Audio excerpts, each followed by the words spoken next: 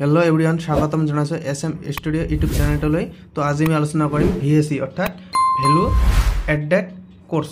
आज আমি এই কোশ্চেনটা আলোচনা কৰিম। ফাইনাল ইয়াৰ কোশ্চেন পেপাৰ হয় ভিএসিৰ কোশ্চেন পেপাৰ। মাৰ্ক দি আছে 30 মাৰ্ক আৰু টাইম দি আছে 1.5 ঘন্টা মান। তো আজি প্ৰথম কোশ্চেনটো কি আমি দেখিম।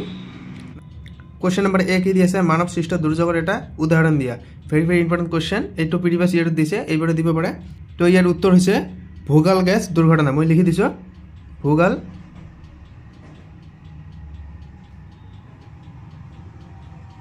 গ্যাস দুর্ঘটনা। এর অ্যান্সার আছে এইটো। বি নম্বর কোশ্চেন কি দি আছে ভূমিকম্প জোখা যন্ত্রটার নাম কি। ইয়ার উত্তর হচ্ছে সেইজমোমিটার। লিখি দিছো উত্তরটো।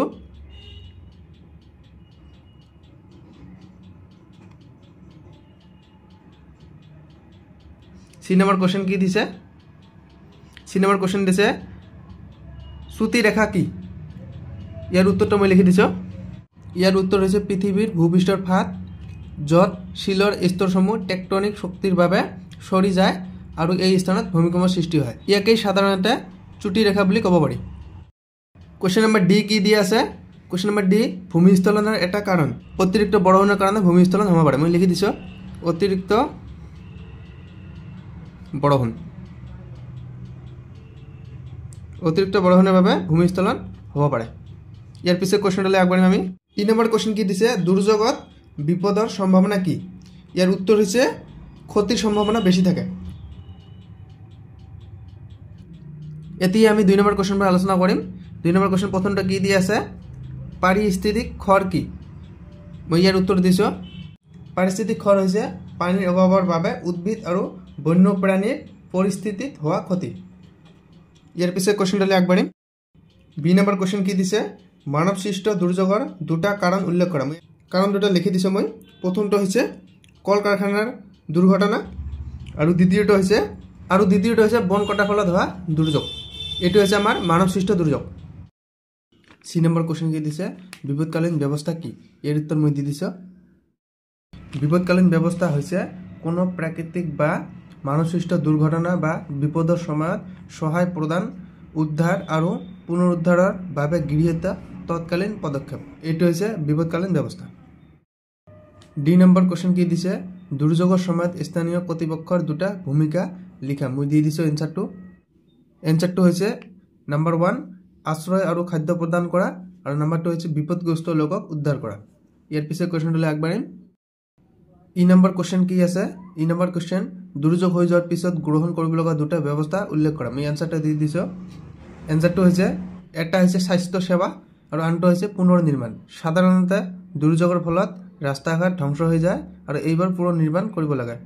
এক নম্বৰ কি দিছে বানপানীৰ দুটা কাৰণ উল্লেখ। মই কাৰণ দুটা লিখি দিছো। এটা হৈছে অতি বৰষুণৰ কাৰণে বানপানী হয় আৰু 2 নম্বৰ হৈছে নদীৰ ওপৰৰ অংশ ভাঙি দিয়া। 2 নম্বৰ কি আছে নদীৰ ওপৰৰ অংশ ভাঙি যোৱা।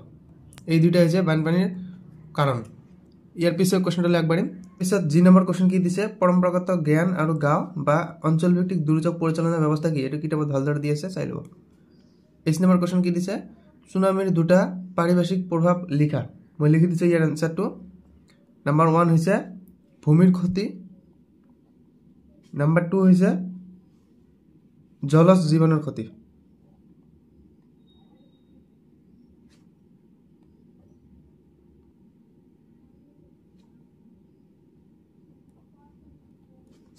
ইয়াৰ পিছে কোশ্চেনটা কি আছে আই নম্বৰ কোশ্চেন বিপৰ্যয় আৰু দুৰ্যোগেৰ মাজত প্ৰধান পাৰ্থক্য কি। এইটো কিতাপত ভালদৰে দি আছে চাই লবা।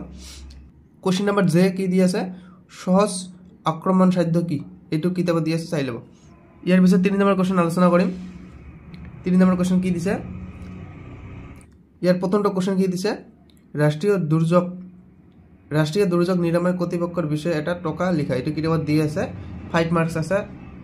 বৰ্ড কোশ্চেন লিখিব লাগিব।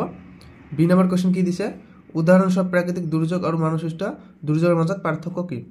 প্ৰাকৃতিক দুৰ্যোগ হৈছে যেনে ভূমিকম্প চুনামি যিবোৰ প্ৰকৃতিৰ ফলত হয় আৰু মানৱসৃষ্ট দুৰ্যোগ হৈছে হাবি জঙ্গল কটাৰ ফলত হয় কল কাৰখানাৰ দুৰ্ঘটনাৰ পৰা হয়। ইয়াৰ পিছে কোশ্চেনটো আগবাঢ়িম। সি নম্বৰ কোশ্চেন কি দি আছে দুৰ্যোগ প্ৰশমন কিদৰে কৰিব পাৰি ব্যাখ্যা কৰা। কিতাপত দি আছে ভালদৰে চাই লব। ডি নম্বৰ কোশ্চেন কি দিছে দুৰ্যোগ ব্যবস্থাপনা আইন 2005 সনেৰ বিষয়ে একটা টোকা লিখা। এইটো কিতাপত দি আছে, ভালদৰে চাই ল'ব। ই নম্বৰ কোৱেশ্যন কি দি আছে, বানপানীৰ সময়ত কি কি ব্যৱস্থা গ্ৰহণ কৰিব লাগে আলোচনা কৰা। বানপানীৰ সময়ত কি কি ব্যৱস্থা গ্ৰহণ কৰিব লাগে আলোচনা কৰা। প্ৰথমত আশ্ৰয় আৰু খাদ্য প্ৰদান কৰিব লাগিব। দ্বিতীয়ত বিপদগ্ৰস্ত লোকক উদ্ধাৰ কৰিব লাগিব আৰু স্বাস্থ্যসেৱা প্ৰদান কৰিব লাগিব। 1 নম্বৰ কোৱেশ্যন কি দি আছে, ৰাষ্ট্ৰীয় শিক্ষা অনুষ্ঠান দুৰ্যোগ পৰিচালনাৰ লক্ষ্য আৰু উদ্দেশ্যৰ বৰ্ণনা কৰা। কিতাপত ভালদৰে দি আছে, চাই ল'ব।